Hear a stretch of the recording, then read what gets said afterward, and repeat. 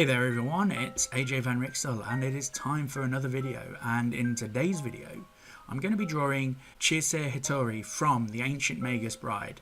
I really enjoyed watching this anime series and I also started buying the manga series for it as well. I find that the artwork is really nice, and also just this general storyline and things like that as well.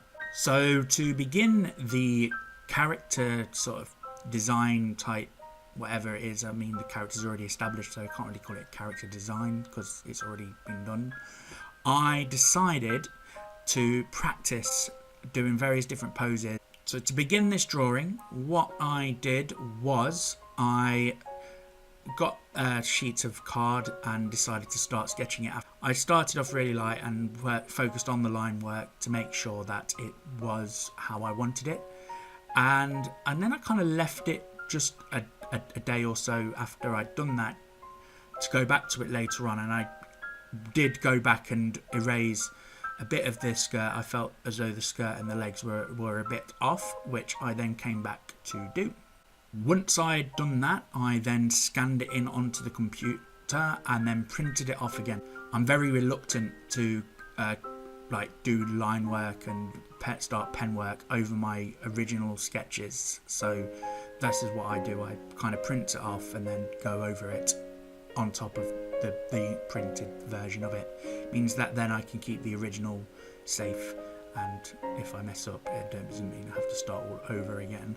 I carefully went over the lines and took a bit of time. I used a 0.3 Pigma Micro pen for this, and I really appreciate going over this really carefully and making sure that the lines were nice and smooth.